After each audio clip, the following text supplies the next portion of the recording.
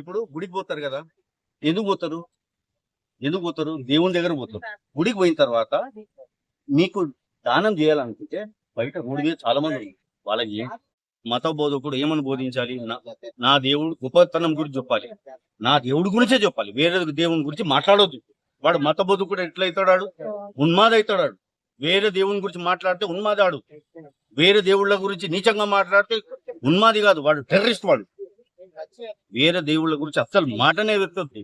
మాట ఎత్తాలంటే గౌరవంగా ఎత్తారు, గౌరవంగా మాట్లాడాలి. వేరే మతం గురించి గౌరవంగా వాళ్ళ గురించి ఒక ఎట్లా అంటే కలుపుకునే రీతిగా మాట్లాడాలి. అంతేగాని వేరే మతంలో అది ఉంది, శైతాన్ నువ్వే శైతాన్ రా. వేరే మతంలో శైతాన్ లేదు. నీ నోట్లోకి వెళ్ళి శైతాన్ వస్తుంది, నువ్వే శైతాన్. ఇది నా రిక్వెస్ట్. అయితే ప్రతి మనిషిని हिंदू मुस्लिम सिख ईसाई आपस में भाई भाई झगड़ा छोड़ दो, हमको झगड़ा वाला మీరు అందరూ బాగానే ఉంది. అట్లాగే మన హిందూ దేవస్థానాలకు సంబంధించిన సొమ్మేమో గవర్నమెంట్ మిగతా వాళ్ళకి ఉపయోగిస్తుంది, కానీ మిగతా దేవస్థానాలకు సంబంధించిన సొమ్ము మన హిందువులకు గానీ దేశానికి గానీ ఉపయోగించట్లా. అది ఎంత మటుకు న్యాయం అంటారు?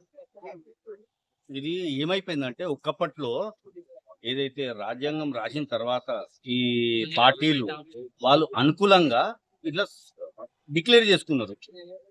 ఏమని? దేవు అయితే ఒక పని చేయండి, గుడ్లో దక్షిణ వేయడం మానేస్తారు, గుడ్లో అమౌంట్ వేయడం మానేస్తారు. జనంలోనే మార్పు రావాలి, మీరే మారాలి. వాళ్ళకి మార్చడానికి అంటే గవర్నమెంట్ మారాల్సిన అవసరం లేదు సార్. అంటే ఇప్పుడు సార్ ఇప్పుడు సార్ ఇప్పుడు అది కాదు, ఇప్పుడు మీరు యేసు ప్రభువుని నమ్ముతారు కదా. ఒక్క నిమిషం సార్, నార్మల్ ఇప్పుడు గుడికి పోతారు కదా, ఎందుకు పోతారు? ఎందుకు పోతారు? దేవుని దగ్గర పోతారు. గుడికి పోయిన తర్వాత మీకు దానం చేయాలనుకుంటే బయట రోడ్డు మీద చాలా మంది ఉన్నారు. వాళ్ళకి గుడ్లో వేయకండి. గుడ్లో వేస్తే ఏమవుతుంది? ఎండోమెంట్కి వెళ్తాయి. అది ఏం చేస్తారు? మళ్ళీ వాళ్ళకి వాళ్ళు ఇది చేస్తారు. దానికన్నా బెస్ట్ దానం చేయండి, దానికన్నా బెస్ట్ అన్నదానం చేయండి. చర్చిలో కూడా ఇస్తారు కదా, చర్చిలో కూడా ఇస్తారు కదా దశమ భాగం. అదే అంటున్నా కదా. ఇప్పుడు నీకు దశభాగం ఎవరికి వెళ్తుంది? అది పాస్టర్. దేవుని పోలు. ఇప్పుడు దేవుడు, నువ్వు దేవునికి వజ్రం ఇచ్చిన, దేవునికి ఆకు ఇచ్చిన రెండొకటే.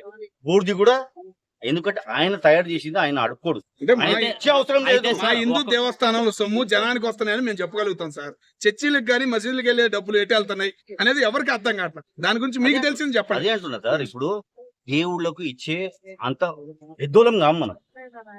దేవుళ్ళకు మనం ఇచ్చే అంత పెద్దోళమా? దేవుడు మనకిచ్చిండు దేనికి? మనం బాగుపడడానికి, మనం హాయిగా ఉండడానికి. అంతేగాని దేవుడు నేను ఇయ్యడమే. ఇప్పుడు అది కాదు సార్. దేవుడు ఇప్పుడు మీరు యేసు ప్రభువుని మన గురించి, మన పిల్లల గురించి, మన తరాల గురించి ఇచ్చిండు. దేవుడు అడుక్కోడు, లేదు సార్. అంటే తల్లిదండ్రులు అడుక్కుంటారు. కాదు, ఇప్పుడు మీరు ఇయ్యడం బంద్ చేయండి. ఇప్పుడు మీరు యేసు ప్రభువుని నమ్ముతారు కదా.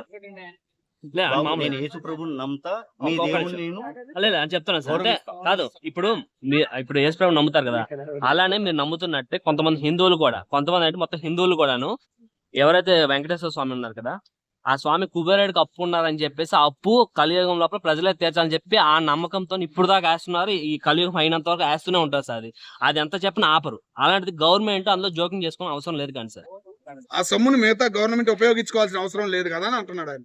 అదే అంటున్నా సార్. ఇప్పుడు అంటే మీరు ప్రజలను ఆపేయమంటున్నారు. ఫస్ట్ మారాల్సింది మనం.